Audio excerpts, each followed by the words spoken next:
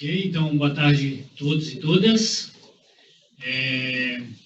De primeiro, gostaria, então, de agradecer a Érica e Paulo pelo convite, todo esse ICMBio. Enquanto carrega a apresentação, pedi três breves pedidos de desculpas. O primeiro é por não poder estar presente no período da manhã.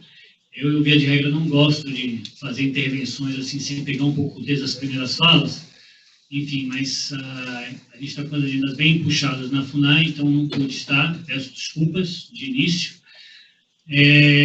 A segunda pedido de desculpas via de regra, as apresentações da política indigenista são mais cheias de figuras, fotos, que, enfim, demonstram um pouco a diversidade dos povos indígenas, e, na verdade, eu vou trazer mais um caleidoscópio de ideias, na linha da semeadura, reflexões, às vezes, até incompletas, não necessariamente trazer alguma posição de verdade, mas, enfim, inquietações que nos movem dentro da FUNAI.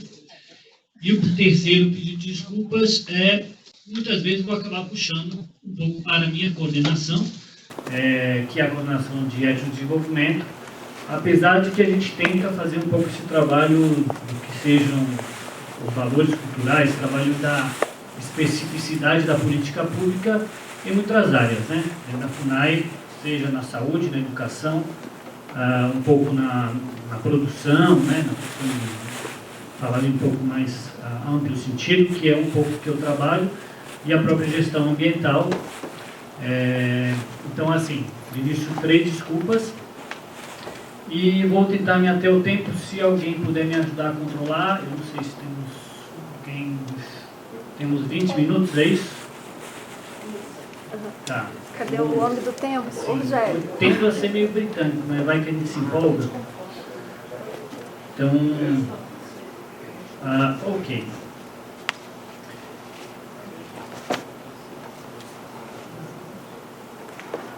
Só tem que apontar para onde? Foi. Então, rapidamente, durante a apresentação, vou passar por 4 pontos, se a gente pode chamar de conclusão, mas 3 iniciais reflexões e um pouco uma descrição do que é um pouco a política indigenista, um recorte dela.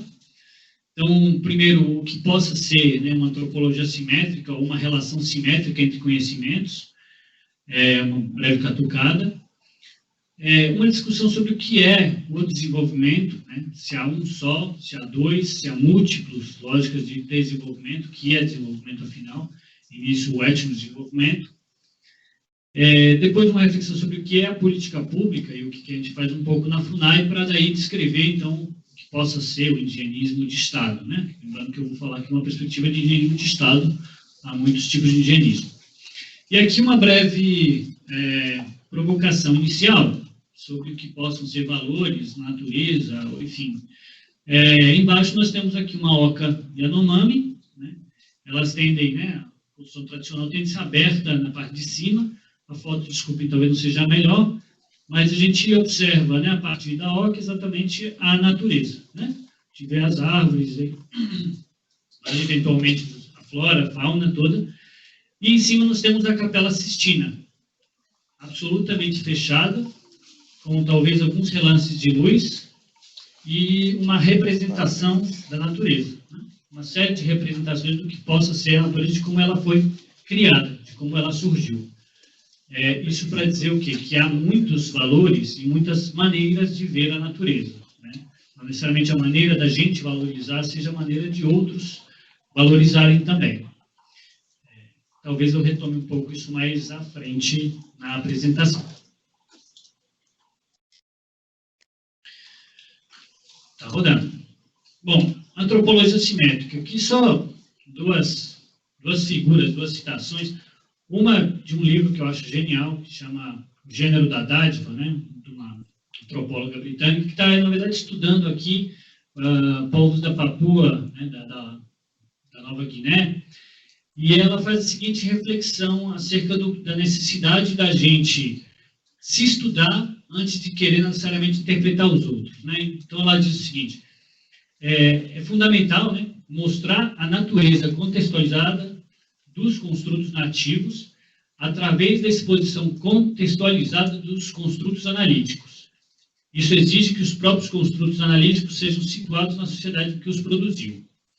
Então, grosso modo, o que ela quer dizer aqui, né? É fundamental para a gente interpretar o que possam ser aqueles outros valores, né, de uma sociedade indígena ou de outro povo, não só querer analisar o fenômeno de como os índios se comportam, como os quilombolas se comportam, e que construtos eles usam para analisar, né, esses próprios fenômenos. Na verdade, a gente parte também, nós mesmos como sociedade, né, ocidental, a gente pode chamar assim, de uma série de fenômenos, e nós temos nossos próprios construtos, nossa própria ciência, nossa própria maneira de ver o mundo para explicar os fenômenos. Então, é fundamental que nós também façamos essa reflexão, né? Por que pensamos assim? Porque os próprios ocidentais temos, inclusive, maneiras diferentes de ver a natureza, né? Será que elas são binárias, dicotômicas, ou será que também há várias maneiras de ver a natureza? E com isso, tentar, então, aí sim, depois de fazer essa reflexão, fazer antropologia, ou fazer indigenismo, ou fazer essa análise dos outros valores, né? Se colocar no lugar do outro. Aí sim, tentar olhar o fenômeno e os construtos analisados para isso. Então, olhando o fenômeno, por que os índios conservam a natureza? E depois explicar, né, a cosmologia deles e tudo mais, requer também, e é, na verdade, muito mais interessante, mais prazeroso que a gente se olhe, né? Eu digo muito isso na FUNAI. A FUNAI é um órgão difícil, sucateado e tal, mas ele nos dá uma vivência muito rica, não só por conhecer uma variedade enorme de povos indígenas e aprender sobre eles, mas o tempo inteiro nós estamos aprendendo sobre nós mesmos, né? Sobre a nossa cultura. E aí tem esse filme que eu acho genial também, O Abraço da Serpente. Quem não viu, sugiro que veja, né? Uns 4 anos por aí. E aí tem um trecho interessante, né? Aí eu vou transcrever um pouco a cena, se eu for feliz, vou levar vocês à cena, no qual, enfim, né, esse naturalista extremamente famoso, Theodor Kalkbruder, que trabalhou na Amazônia, descrevendo uma série de espécies, escritor da biodiversidade, e os índios roubam, entre aspas, né, esse aspas é proposital, eles pegam a bússola dele e ele fica puto, né, assim, e pede para eles devolverem, né, enfim, exatamente, tem uma série de valores aí. E o indígena, o Karamakaque, ele diz para ele: tu és como os demais brancos. E o cara fica indignado, né, o Teodoro, mas o teu sistema de orientação tem basado nos ventos e nas estrelas. Se aprende a usar a bússola, esse conhecimento se perderá. E o Karamakaque responde: não podes proibi-los de aprender. O conhecimento é de todos, mas não entendes porque és branco. Eu acho que isso é uma reflexão bem interessante também para a gente relativizar a nossa posição. Ok. E o que é etnodesenvolvimento? Vou começar por uma figura, né? Essa bandeirinha está na minha sala, inclusive, muita gente me pergunta: poxa, mas por que tem a bandeira gay na sua sala? Não é bem isso, assim, né? Inclusive, sou extremamente entusiasta dessas lutas. Mas é a Uipala. Esta bandeira ela deve ter mais de 600 anos, tem mais anos do que muitas Estados-nação.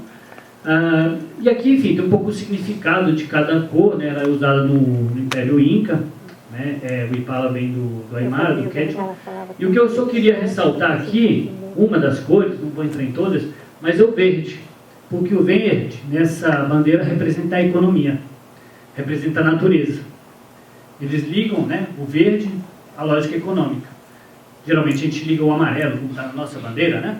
São as riquezas e não necessariamente o verde.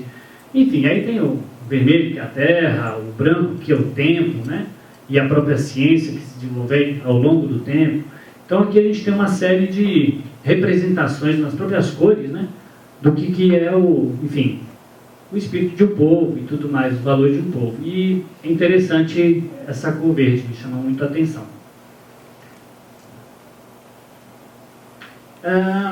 Bom, vamos pensar um pouco o que é desenvolvimento numa lógica careta nesse momento. Então, como eu disse, depois eu vou trazer uma série de reflexões, nada fechado.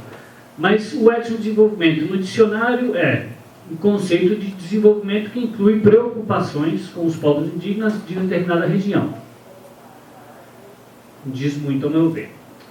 E na Declaração de São José, esse conceito não é nada recente, né? Ele é de 81, entendemos por etnodesenvolvimento a ampliação e consolidação dos âmbitos de cultura própria, mediante o fortalecimento da capacidade de decisão de uma sociedade culturalmente diferenciada para que guie seu próprio desenvolvimento e o exercício da autodeterminação, qualquer que seja o nível que considere implica uma organização equitativa e própria de poder.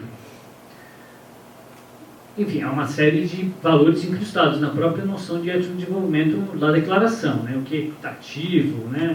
Uma noção própria de poder, autodeterminação, são questões que estão postas no próprio conceito, né?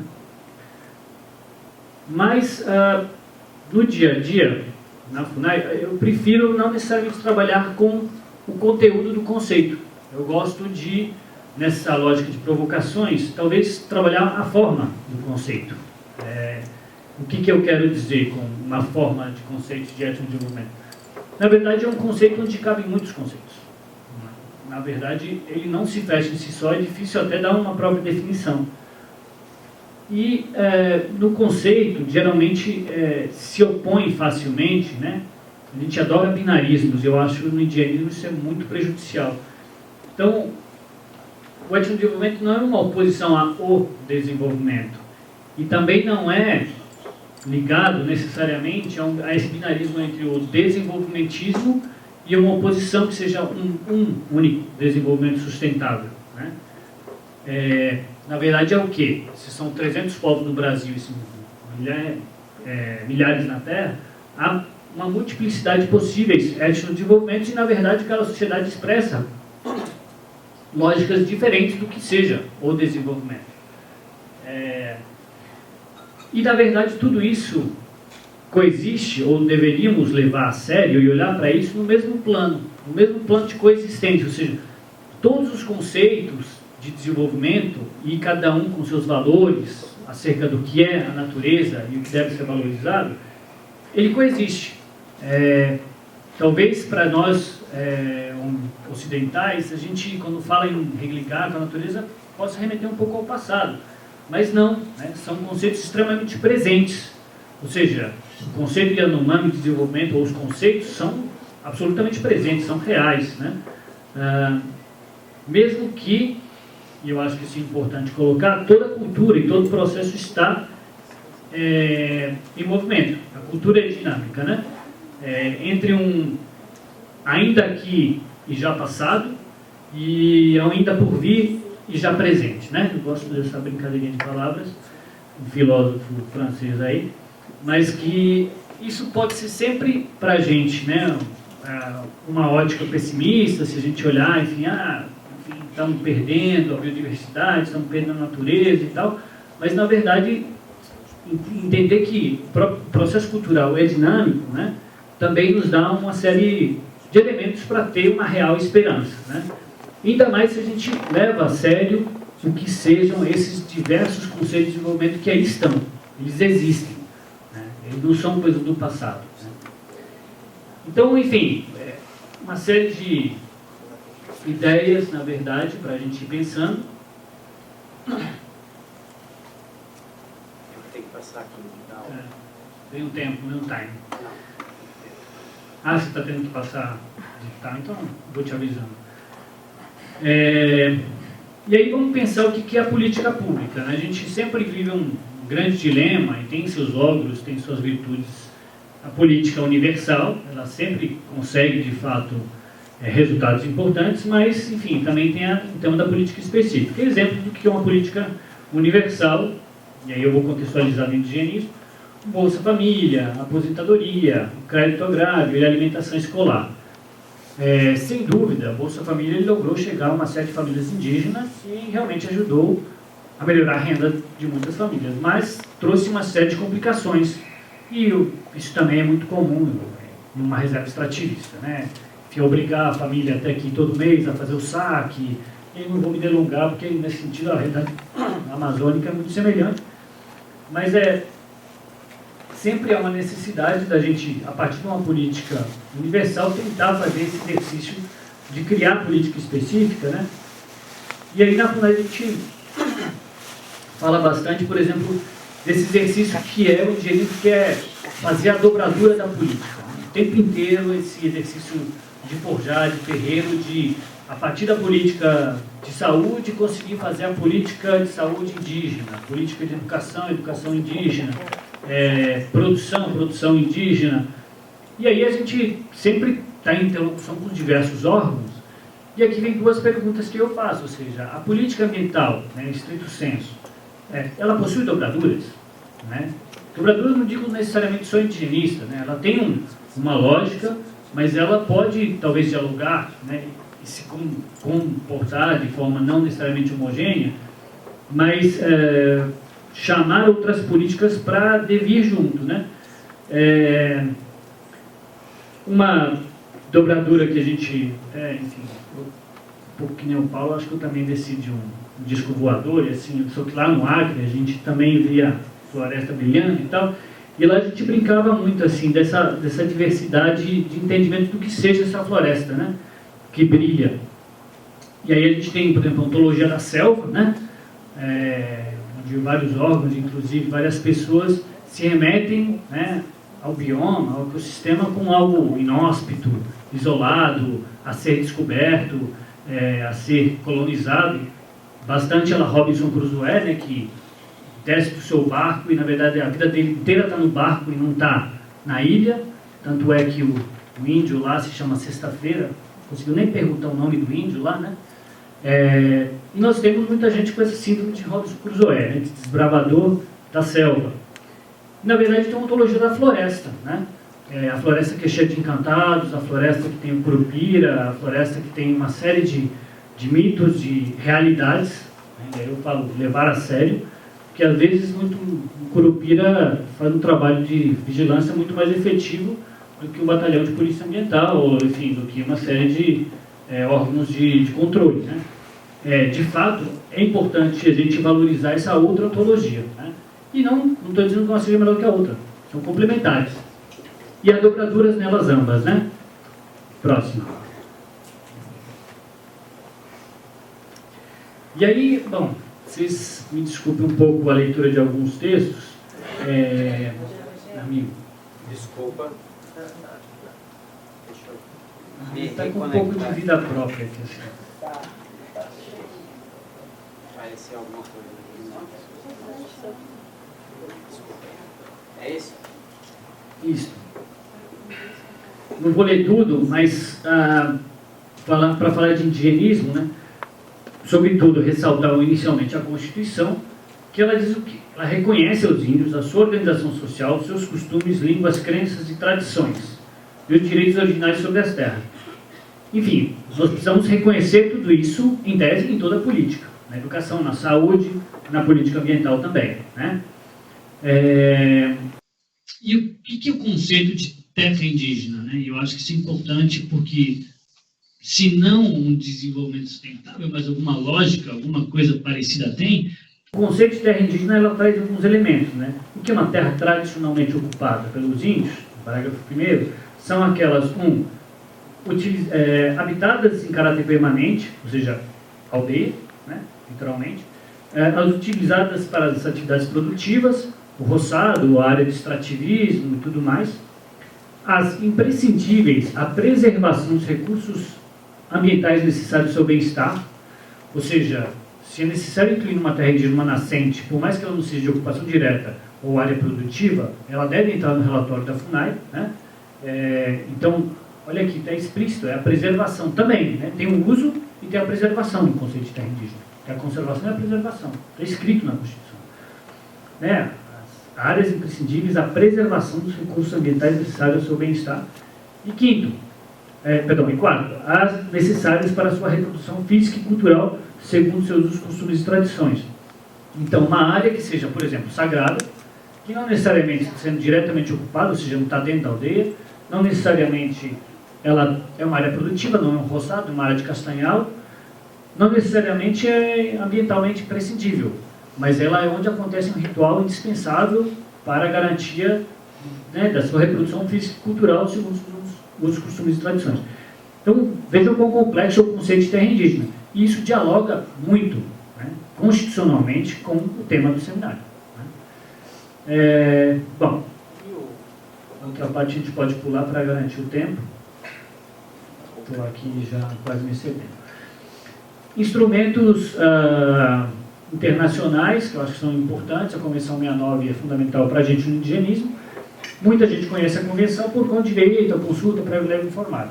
Eu vou deixar esse de lado, porque eu acho que isso é normal, mas já se sabe, mas aqui no artigo 7º, artigo 6º da consulta, o 7º ele diz que os povos interessados, e aí, enfim, os indígenas e os, entre aspas, tribais, na linguagem internacional, mas aí os quilombolas, têm direito de definir suas próprias prioridades no processo de desenvolvimento, na medida em que afete sua vida, crenças, instituições, bem-estar espiritual e as terras que ocupam. Pulo para o lado de cá, porque geralmente essa lógica de, eles têm autonomia para fazer o que quiser, não é necessariamente isso, né? Porque isso é pesado, né? No sentido de que os governos deverão adotar medidas em cooperação com os povos interessados, indígenas, quilombolas, para proteger e preservar, a distinção das duas palavras, proteger e preservar o meio ambiente dos territórios em que eles habitam. E aqui eu trago talvez, dentro da gestão da política ambiental, a política de maior referência, né, que cruza, eu acho que talvez o indigenismo e a política ambiental, que é a Política Nacional de Gestão Ambiental e Territorial de Terras Indígenas, a PNGAT, o Decreto 7747, cujo objetivo é garantir e promover a proteção, recuperação, conservação e o uso sustentável dos recursos naturais das terras indígenas e territórios indígenas, assegurando a integridade do patrimônio. Só um comentário, né? Essa política foi construída num processo de consulta que durou quase 2 anos, consultando quase 1.300 lideranças indígenas em consultas regionais, e das quais, inclusive, o Ministério do Meio Ambiente ao Tempo, o CNBio e o IBAMA também fizeram parte. Queria passar para a próxima. E que tem 7 grandes eixos de atuação, né? O primeiro de proteção mesmo ambiental, né? Fiscalização, vigilância. O segundo de governança e participação indígena. O terceiro de áreas protegidas, unidades de conservação, né? Que eu vou entrar um pouquinho mais em detalhe agora, e isso a relação com terras indígenas. A prevenção, recuperação de danos ambientais, o uso sustentável de recursos naturais, a propriedade intelectual e patrimônio genético e a capacitação, formação, intercâmbio e educação. Próximo. Acho que agora está funcionando. Tá. O eixo 3, talvez, que tem maior interlocução, mas não só, eu como fundador geral tenho me relacionado bastante com o CNBio para a implementação do eixo 5º, por exemplo, do uso sustentável, seja em turismo, seja em cadeias produtivas sustentáveis. O eixo 3, vou só destacar ele, prevê o quê? 4 objetivos específicos, que é realizar consulta prévia e informada aos povos indígenas no processo de criação de unidade de conservação. B. Elaborar a implementação com participação dos povos indígenas e da FUNAI, planos conjuntos de administração das áreas de sobreposição em terras indígenas. C. Promover a participação indígena nos conselhos gestores das unidades de conservação localizadas em áreas contíguas das terras indígenas. E D. Assegurar a participação da FUNAI nos conselhos gestores também das unidades. Aqui, assim, para ir entrando mais para o final da apresentação, teria em tese, eu acho que uns 2, 3 minutos, dado o lapso inicial, trazer um pouco para o campo do ético de desenvolvimento, né, de coisas que são importantes e a gente tem trabalhado, né, inclusive em parceria com o CNBio. Feiras tradicionais de sementes, né, isso é fundamental. A semente para a produção dos índios, né, é vital, de estrito senso, né? E, por exemplo, além de todas essas feiras de sementes que a gente tem feito, enfim, uma série de povos que não vou ler, tem a feira dos povos do Médio Xingu, por exemplo, que vai acontecer agora, por exemplo, em agosto, ela aconteceu agora em junho, julho, agora vai ser em agosto, né? Tem sido uma parceria histórica do CNBio com a FUNAI, na qual a gente tem conseguido, extrativistas indígenas, valorizar os produtos, valorizar, enfim, essa identidade dos povos ribeirinhos, indígenas, extrativistas daquela região, né? E é uma estratégia, em tese, parece simples, mas na verdade ele é extremamente rico, extremamente importante nesse sentido de contrapor ou levar, visibilizar, levar a sério e levar para a cidade os valores que essas comunidades, sejam extrativistas, sejam indígenas, possuem e expressados, por exemplo, na sua produção ou nas suas sementes, né? é uma maneira simples de fazer política pública e dar valor àquilo que vem, né, dessa natureza, né? Apesar de, às vezes, terem concepções distintas, né? Uma coisa é a concepção da natureza dos extrativistas do Rio de Danfrísio, a outra dos povos Kuruaia, do Shipai. E aí, maneiras interessantes, por exemplo, de valorizar, né, a gente tem trabalhado algumas coisas no conjunto também, do que são as compras institucionais, PAA, né?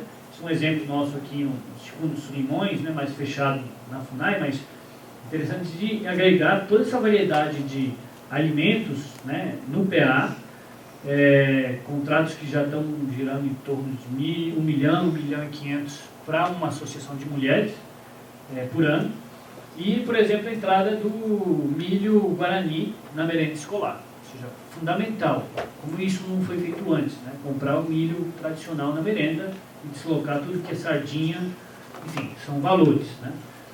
Aqui, ó, básico, enfim, produção de castanha, muito comum, isso que a gente tem feito uma articulação grande, como também com o João da Mata, na produção de castanha em Rondônia. E o tema de turismo, né, que acho que eu gostaria de citar, talvez, um exemplo, dois, no caso da sobreposição do Pico da Neblina, né, que foi um trabalho assim, de construção conjunta mesmo, inicialmente de conflito entre os dois órgãos, entre a FUNAI e o ICMBio, e os índios, enfim, até agressão física, nada bonito de se lembrar, mas que, quando conseguimos criar uma ambiência, né, e de fato compatibilizar esses valores, né, passou-se quase 2 a 3 anos num processo de consulta, no qual os índios consultavam espíritos que moravam dentro do pico, para saber se de fato era ou não possível o turismo lá dentro. Ou seja, precisava de um tempo, precisava de um amadurecimento que está em outra ordem, são outros valores, é outra lógica de fato. Para o montanhista, faz, ele está subindo lá, que um maluco que pulou esse ano lá de parapente, arriscando a própria vida, assim, nem sequer o valor da própria vida o camarada tem, quer saber desbravar a selva e pular de parapente no Pico da Neblina. Mas para os índios é um negócio tão complexo que levou quase 2 a 3 anos esse processo de conversar com o pico, e depois de, ok, é possível subir, ok, como é que vai ser feito? O como também durou mais uns 2 anos de construção conjunta do que é o plano de visitação, que é o instrumento que a FUNAI utiliza e que está sendo compatibilizado com o plano de manejo, que é o instrumento que o ICMBio utiliza, né? Então, um exemplo interessante de como a gente agir na dobradura da política pública, conciliar valores, sim, às vezes valores diferentes, mas que comum, ou seja, o valor daquele montanhista que sobe, não necessariamente ele está interessado pela cultura dos índios, e, enfim, fundamental, o valor dos índios, né? Geralmente, né, o próprio Pico da Neblina aparece por aí como uma beleza cênica, né? Assim como a Ilha do Bananal, né? E de fato para a gente é linda, maravilhoso, mas o que há por trás disso tudo é que eu acho que a gente às vezes tem que parar, respirar e tentar ver, né, o que há por trás. E por outro lado, né, isso seria o que a gente chama de ecoturismo, e na FUNAI a gente tem trabalhado com o denominado etnoturismo, que também, se a gente olha assim, de maneira crua, né, parece bonito, um festival, um Quarupi, assim, o Quarupi geralmente remonta esse tipo de foto, ou os festivais do Acre, e a gente enquadra como turismo. Não necessariamente esses índios estão fazendo turismo. Na política pública a gente está falando que é isso. Na verdade, para os índios é muito mais um movimento político, às vezes, que como a atividade econômica gera zero de renda, na verdade eles têm mais custo de receber as pessoas do que de fato renda, mas o que devém disso, de alianças, parcerias, possibilidades, é muito mais rico, né? Muitas vezes as pessoas vão visitar essas coisas sem realmente ter um pouco a dimensão do que significa, enfim, e representam, por exemplo, o Quarupi como uma luta, quando na verdade é uma cerimônia fúnebre, né? Nós estamos aqui celebrando quase um ano de luto. O Quarupi é o nascimento ao sol, isso significa Quarupi, e que vai, na verdade, encerrar, né, quase um ano de luto, de representação. Então, é necessário assim, a gente ir um pouco mais a fundo naquilo que as próprias imagens, às vezes, nos traem, né? E o próprio turismo, o que vem a ser o patrimônio histórico e cultural, né? aqui pegando na Costa do Descobrimento, a terra indígena Coroa Vermelha, onde em tese foi realizada a primeira missa. Teve até toda uma discussão com o IFAM, o pessoal entrou com ação civil pública, pediu para o IFAM derrubar, porque estava dentro da terra indígena, mau caos. Na verdade, esse é um monumento que não necessariamente está no lugar da primeira missa, mas que se tornou um atrativo para os próprios índios, os índios querem que fique lá. Ele veja como às vezes a coisa não é simples, mas não é, parece simples, mas não é. E um outro exemplo do que às vezes é o turismo, o ecoturismo, né, no qual muitos turistas vão lá valorizar o quê? O peixe, na verdade, o ato de pescar, e pouco estão se importando em tese com a cultura dos índios, com o que isso significa para os próprios índios. E, na verdade, se a gente organiza isso de maneira interessante, a gente tem conseguido resultados, assim, inclusive de transformação, né? No momento em que essas pessoas que vão subir um pico da neblina, olhando para a beleza cênica, ou que vão entrar numa terra indígena para pescar o tambaqui enorme, elas se deparam com a cultura, se deparam com os índios, se deparam com uma série de outras coisas, de outros significados, outros valores, e se tornam, inclusive, defensores da política indigenista, né? Enfim, meramente aí uma estatística, nós já temos 11 experiências de pesca esportiva, no qual os índios são todos proponentes, e a gente tem feito um trabalho danado ao longo desses últimos 5 anos de ordenar, organizar, fazendo um paralelo com o que foi o Pico da Neblina, processos culturais longos de consulta e tudo mais. E que também, eu acho que às vezes compatibilizam, né, ou ajudam a visibilizar esses outros valores que às vezes ficam escondidos, né, para o pescador, para o montanhista e tudo mais. Então, sem me delongar mais, eu acho que eu estou bem no meu... Eu já me estourei, talvez. Mas é isso, fico à disposição para mais perguntas. Obrigado.